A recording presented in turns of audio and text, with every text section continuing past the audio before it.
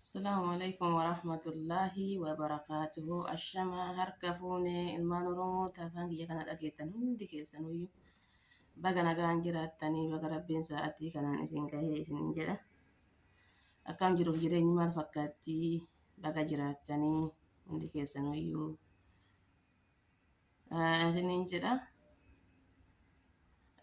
وسوغرا سوان براند باتين اندرتي ilmaan Oromoo obboleeyyan teenna ta'a amantaa Ortodoksiitiin baga Rabbiin isin gammachiise.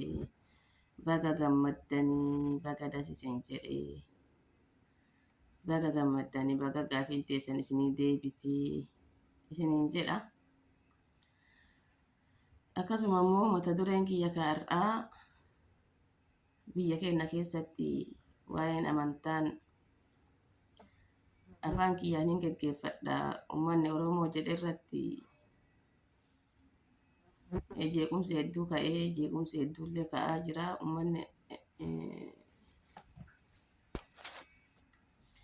Uummanni maaliif afaan keessaniin gaggeeffattanii jedhee uummanni Amaaraa kun lolaa jira hin agartanii. Dhimmichi kun immoo dhimma amantaa qofaa miti. Maaliif osoo gaafa amantaan kun Amaariffa qofaan osoo gaggeeffame amantaan keenya adda qoodame jedhanii loluu waan akkaati. Akka ani yaadutti jechuudha. Garuu dhimmichi dhimma amantaa qofaa miti.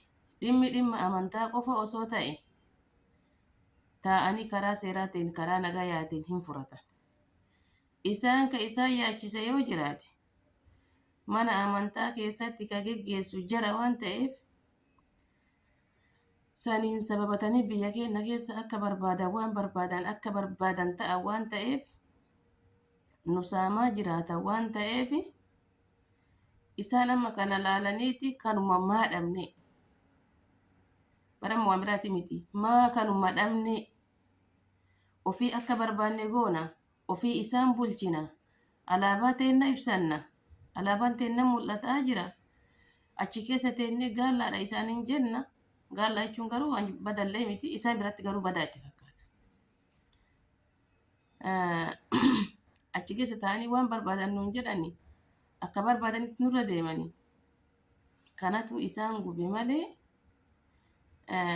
isaa wanti dhimmichi dhimma amantaatiin dhimmi siyaasaa yookaan immoo poolitikaadha isin galee akkasii dhimma kana dhimma amantaatitti ilaaluu hin qabnu. Isaan dhimmi isaan qaban ammallee amantaan Ortodoksii Oromiyaa keessatti tuqamtee osoo hin taane ka isaan Oromiyaa keessaa dhaban alaabaan isaanii achii buqqa'uu Oromoo irratti filamanii Oromoo akka fedhan godhan san dhabuu Oromoon ofiin of bulchuu qeesii mataa ofii godhatuu mana amantaa ofii oofatuu ofii eeggatuu ofii bulfatuu jechuudha kalaas. Wanti isaan amma dhabanii lolaa jiran yoo jiraate maaliif amantaa kana ofiin isaan oofatan? Biyya kana mootu waggaa dheeraadhaaf elmataa baane maaliif dhabneedha malee dhimma amantaatiin. Ammallee deebisee ijoollee musliimaa ijoolleen kiristaanaa tokko ortodoksii tokko musliimatu addaan nu baase yookaan immoo muslimni erga nu addaan baanii afaan tokkoon afaan keenyaan kan baafannu taate ka faarfannu taate muslimni illee afaan ofiitiin haa faarfatu isinillee afaan keessaniin faarfadhaa jedha.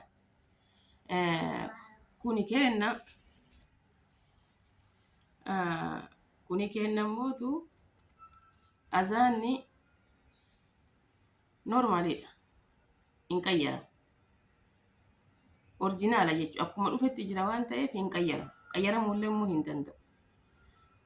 Ammallee ijoolleen ortodoksii tokko dhimma kana keessa nu galchuu fedhan. Amma fakkeenyaaf Amaarraan nuti kan miidhaa jiru Oromoodha waan ta'eef ijoolleen muftiidha warri Amaaraa jechuudha. Ijoolleen muftii warri miidhame nu waliin jiru لا nu akkasii miti. Muslimni addaan hin bahu. Muslimni tokko. Dhimmi amantaa keessanii immoo dhimmi amantaa warra kiristaanaa mootu dhimmuma keessanii isintu obboloodha. Amantaan keessan ammallee addaan hin baane. Ammallee taanaan amantaan keessan tokko. Afaan kennaan barsiifannaadha. Afaan galuufiin barsiifannaadha malee amantaan keessanii addaan hin baane. Nu muslimni Oromoodha. Yoo ortodoksiin Oromoodha ka gammaddu taate hin gammadda. Hin gammanna jechuudha. Yoo ortodoksiin Oromoodha ka gadditu taate hin gaddina. Maaliif duraanuyyuu gaddaa fi gammachuu wajjin qabnaa mireema.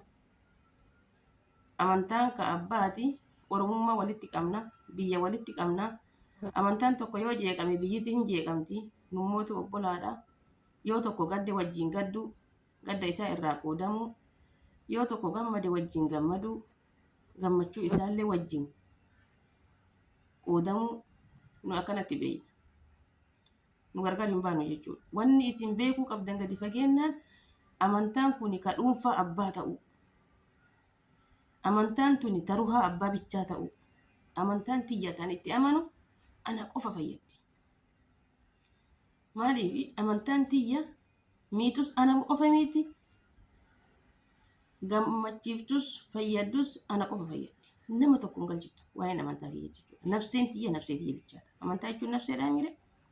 Wayi politikaa ta'e, wayi immoo dhimma mallaqa ittiin argatan ta'e, ruhaa tiyya tana nafsee tiyya tana anumatuyyuu garanaa taatee irratti isii oofata. Akkasii jabaadhaa baga isinitti tolee baga das isiniin jedha inshaallah. Yoo rabbi jedhe viidiyoo biraatti walitti deebina. Assalaamu alaikum warahmatullaahi wabarakaatuhu. Nagaa rabbii keessa jiraadha.